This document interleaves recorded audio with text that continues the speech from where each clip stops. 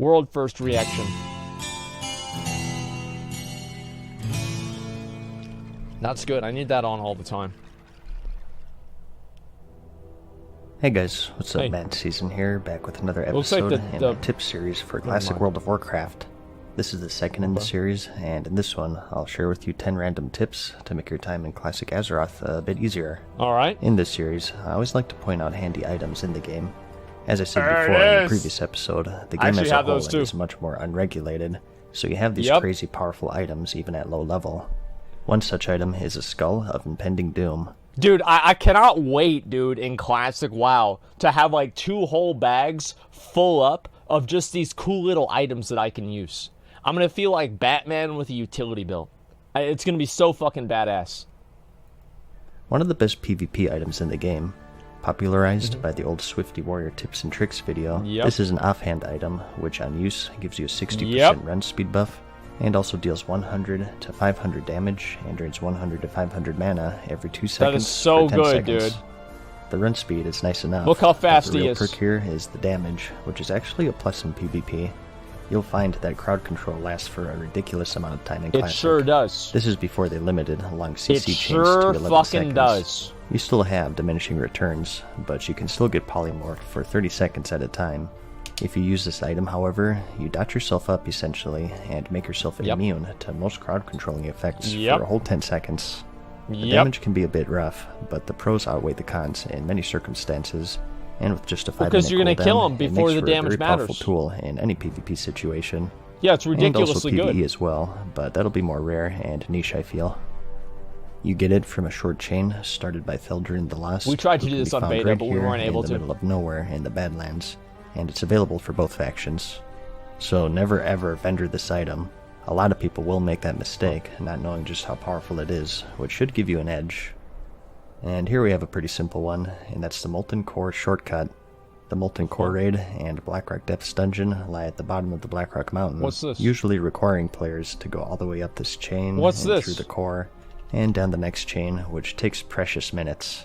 You just there does jump down. exist a shortcut, however. You jump down. This is what you do. You jump down, you go into lava, and then you can jump back up because you're a god at jumping. I used to do this all the time. But half the time, because my computer was so fucking shitty, it wouldn't render the lava fast enough, and I'd hit the ground under the lava and die from fall damage. In the northern part of the mountain, if you go to the edge here and look down, you may see a little ledge down You there. slide right the fuck With down. careful aim, you can land right there. Wait, what? And then eat or heal up, and then simply backpedal off, and you land on the ledge. What? You can also just jump in the lava for no fall damage. Yeah, but that's the what I lava do. does heavy damage in Yeah, right Classic, there. So spam your jump and get to the nearby ramp. Yep. Right And there, during dude. the Christmas event, watch out for those untrustworthy party members laying in wait with snowballs. Now, who would do something like that? I could never Despicable, if imagine. you ask me. Disgusting. As a paladin, one of the difficulties you'll find with your class is that you're lacking the ability to pull enemies from range unless they're undead. Yep. This can be pretty troublesome as protection spec, and will usually require the aid of party members. The way they can solve that problem is by respecing to holy, and then they won't need to worry about it. Which isn't ideal. There do exist items to cover up this weak point, though. There are many, but one of the most convenient ones are the magic candles.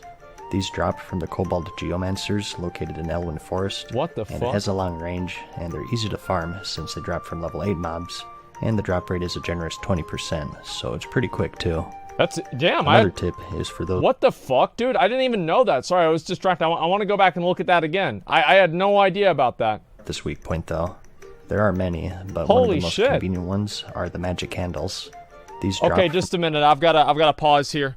I am losing frames right now. Give me a second, guys. I've got to figure this out. I'll be right back. members. We'll which try isn't this here. Ideal. There do exist items to cover up this weak point, though. Okay. There are many, but one of the most convenient ones are the magic candles. So These this is drop why from they want the Kobold candles. Geomancers The located in kobolds. Elwyn Forest, and it has a long range, and they're easy to farm since they drop from level 8 mobs, and the drop rate is a generous 20%, so Okay. it's pretty quick too. Another tip is for those who want to get the mounts of other races. Okay. For example, maybe you want to get the Night Elf mounts as a human or whatever. Yeah. If that is the case, you'll want to head on over there to their starting Oh, I areas did first this. thing, trying to minimize your XP until you get there.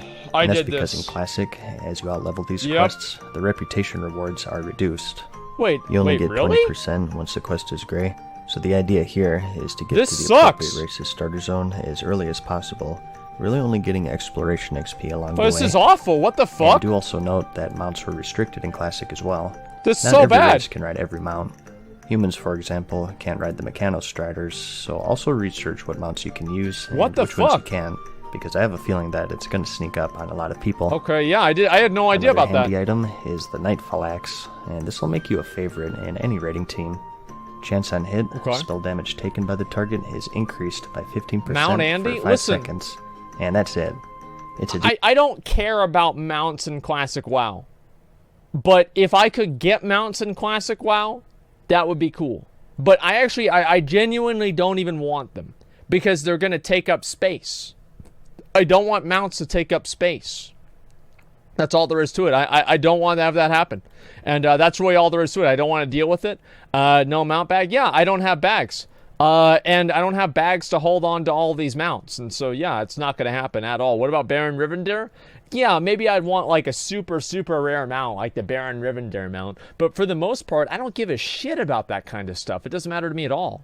Because actually content in the game rather than just collecting garbage. It's not that at all. I mean, if there was a mount tab, I would care about collecting the mounts in Classic WoW. But there's no mount tab. And that means that every single time that I get a mount, that's one space in my inventory that I can't use for something else. So there's an opportunity cost for getting mounts. It doesn't exist in the current game.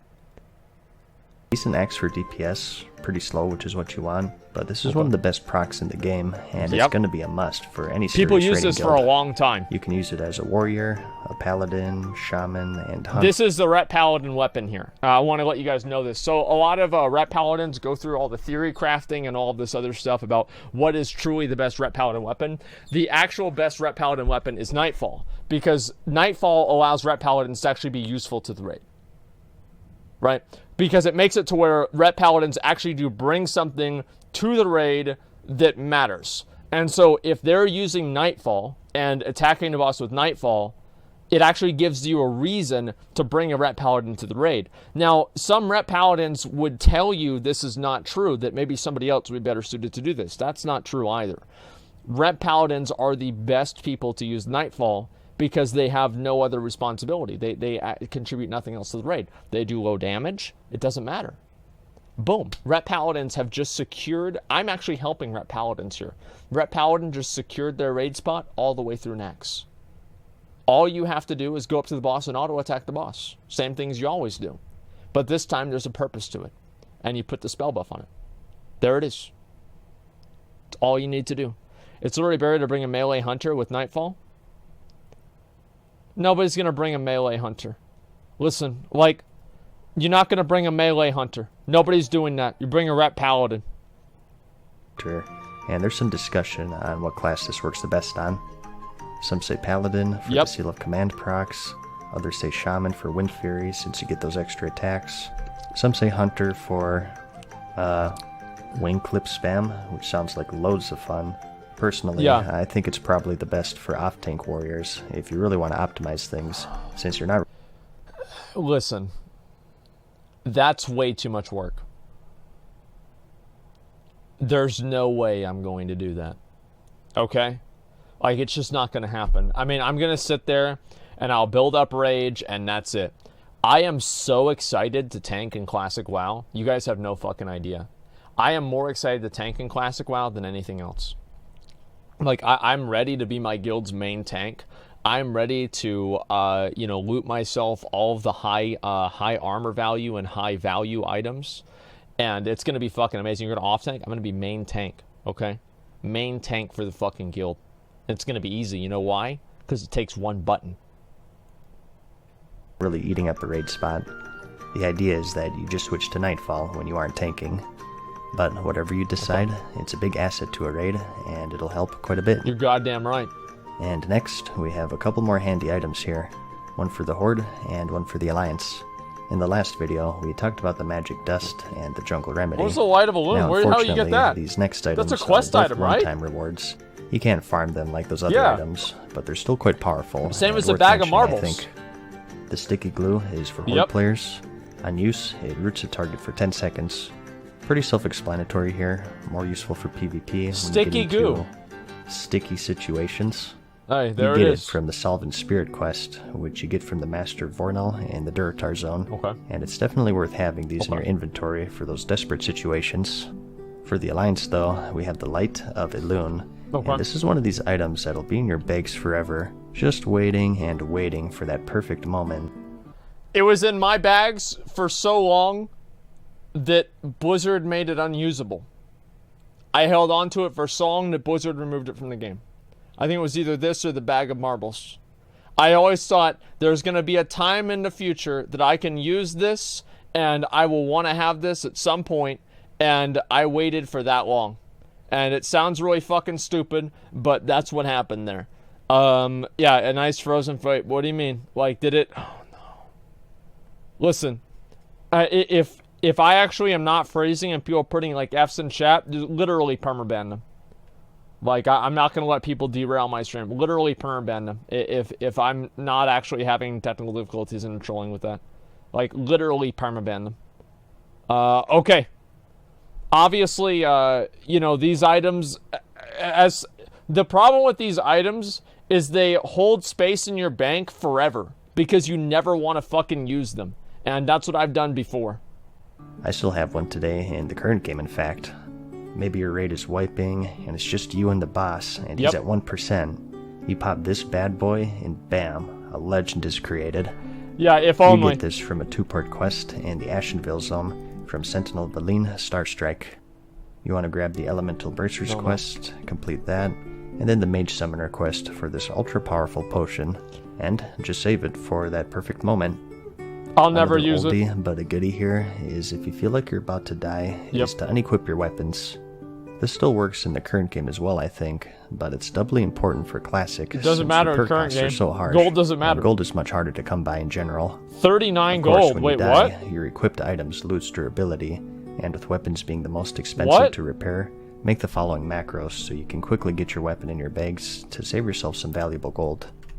It's actually unequipped. I don't need this because my character never dies.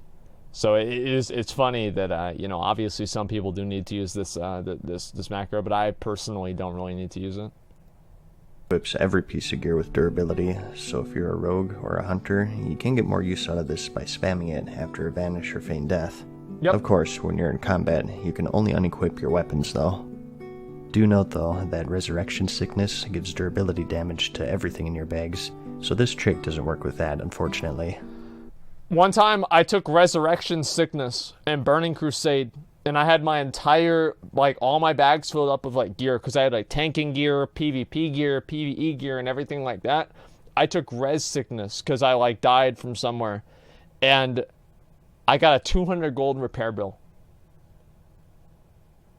I swear to God, I almost cried.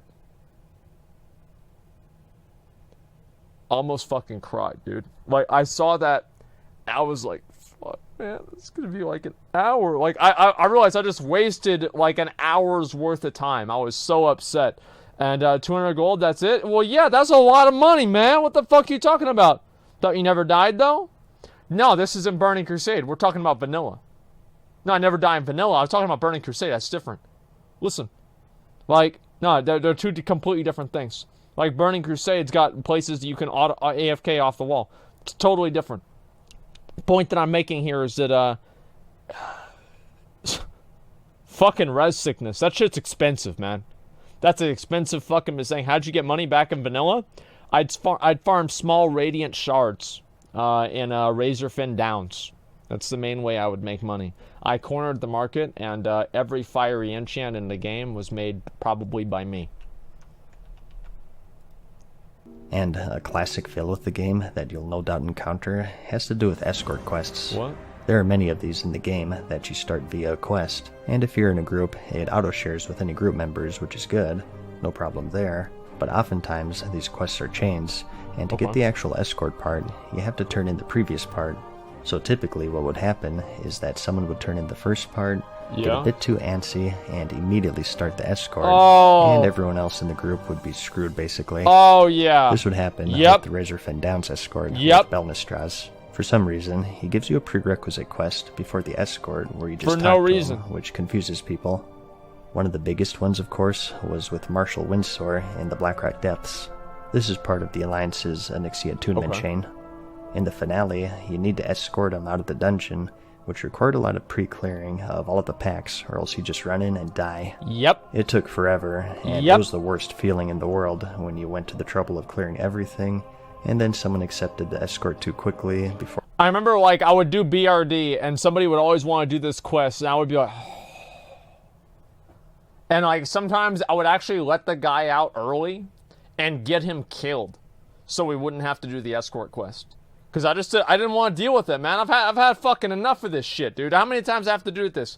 Like, I got him killed, man. Fuck these guys. Like, I got my quest done. I don't want to do a Nyxia. I looked at that loot. Fuck that shit. I want to get the PvP gear. I want to go to Nax. And, like, I was, like, you know, a fucking idiot kid, so I didn't understand the way that it was supposed to work, right? So I was just like, I don't want to do a Nyxia. I want to do Nax. That was the only thing I was thinking about. Toxic as fuck? No, it's not toxic. It's like, I don't want to do his damn quest, man. That's not toxic. They're not doing my quest. The fuck? Where everyone was ready, and you'd have to do it all over again. Yep. I can't even tell you how often that happened back then, so please, save yourself and your group mates some heartache. Yep. And make sure that everyone is up to speed with the escort quest before you start it. Speaking of keying, though, one that you'll need as Alliance is the Searing Gorge key. Ring. To get it, you need to kill the Thunder Lizard, Margold the Rager, in the Searing Gorge, and bring back his horn to Mountaineer Pebblebitty, who's located at the northern entrance of the tunnel. This was such a good little quest, man. To the Searing all Gorge, these little things are this made the game so good. Normally, you'd go all the way through the Badlands and wrap around, but there does exist a shortcut. Head north a bit, up this mountain range up here, and with some careful jumping, as you can see in this footage, you can actually reach the zone. What the hell? What the fuck? What the fucking shit? What? Oh, what? Oh my god! And from here, you just take out Margol, who's located right here on the map, and then grab the Thorium flight path, and fly back to Thelsamar. I had no fucking for the idea. turn-in. That's insane. Something you'll notice with Classic is that you can summon players inside a dungeon if they're not inside themselves. Yep. So you'll have to zone out the instance first to get everyone there, which can be tricky on PvP servers sometimes. Inevitably, you'll get that hunter who forgot to buy ammo, or someone who forgot to repair or pick up a quest, and they'll hearth out and ask for a summon. I remember there are all these little things in Classic, all these little tiny fucking things that were just annoying. They were just annoying. And I cannot, not being able to summon people inside the dungeon, like all the little things that you guys take for granted nowadays, like being able to summon inside of dungeons and all of this kind of shit, like that's the way that it fucking, that's the way it was. It just, dude, like it just drives me crazy, like doing shit like that in Classic WoW. Like everything takes forever, and it's like, I mean, that's what the game is. I mean, that's what the game is. But you know, there are some annoying parts to it as well. A handy tip before they hearth is to summon them. They have a couple minutes to accept it, so this saves the party a run back to the entrance and saves everyone a bit of time. That's why it's the best. I do feel like people are a little bit stupid with stuff like that, right? Making things long, annoying, and inconvenient does not necessarily make the game better. This whole thing, how like all quality of life changes are bad, that's such a stupid thing to say. There are a lot of great changes that they've made, like being able to summon people inside a dungeon. How is that really, like, is that breaking the game? Like, not really. Like, half of the quality of life changes, I would agree, like, yeah, this kind of does hurt the game in certain ways, but not every single one of them. Some quality of life changes, but not all of them. No, it can be abused. Not really. I mean, like, it's all these little things like that. It's like, yeah, it encourages maybe a little bit more PvP, but it's not worth, in my opinion, like the annoyance. And again, like everybody looks at it differently. To me personally, I think that a lot of the things in Classic WoW were just purely annoying. Like having the mounts, like If Classic WoW had a mount tab, how would that be bad? I don't really think that it would. There's a million things in Classic WoW that are inconvenient, and I don't really see any upside to them. That doesn't mean that it's a bad game, but I think that people idealize the game so much that they're blinded by it, and they don't look at all the obvious negative things that have to do with it. And that's about it. There's 10 more random tips for you. No changes? Hopefully no, you I don't learned want the something game new, change. Or at least mildly No, I don't want the game. entertained I'm saying in some like way, in the shape, or future. form. No. If so, like the video if you liked it, and I'll see you in the next one. There it is. Peace. Okay, so I think probably the best tip here. Let's see, what was the best tip? I like the fireball Farewell for thing. now, mortals. I really Hope like you the enjoyed fireball today's thing. video. See you again soon. Let's see, about summoning into the dungeon. What's next? LFD? No, the thing is, like, if you really think that LFD is the next step after summoning into a dungeon, you're just retarded. So who cares what you think? It's like at a certain point, it's just you're just stupid. Overall, right? These were probably, I would say, pretty good tips. For the most part, I would say these were definitely pretty good tips.